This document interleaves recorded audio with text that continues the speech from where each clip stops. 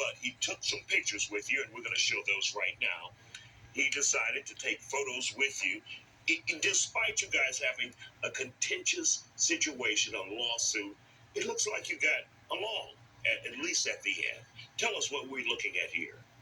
During the trial, Ed and I spoke quite often, and he says, I understand what you're doing, and I said, and I understand what you're doing, and he says, I have to protect my beliefs, and he says, and I know you're doing the same. We have a lot of stories that are in common, from addiction and in recovery. He's lost his best friend. But one thing is, he kept telling me, I really didn't do this.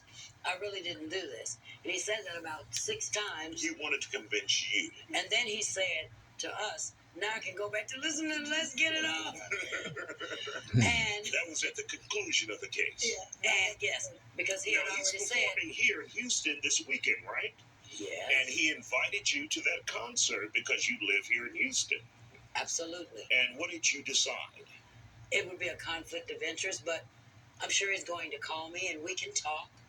I've had enough paparazzi for 100,000 lifetimes. And I wanted to say Kathy, this. This is important because we need to set the record straight for clarity.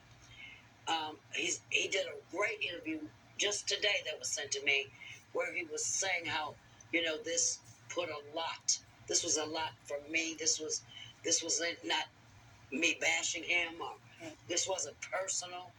And when he was telling me, I really didn't do this, I told him, I believe you believe that. But he has been quoting that I said I believe it. Mm-hmm. But right. I believe he believes he didn't do it because he doesn't read music. He doesn't even do his own. He doesn't do his own copyright.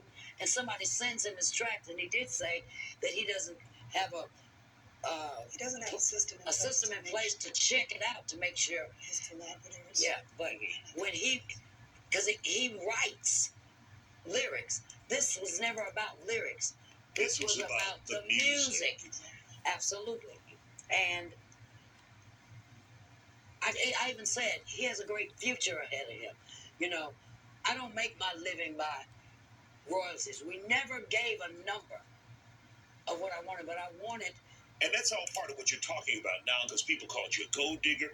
They went after you because this is their favorite pop star. Mm-hmm. And for you to endure that, we're glad you're here today, because most people can't handle that. But they will come after you, fans, those who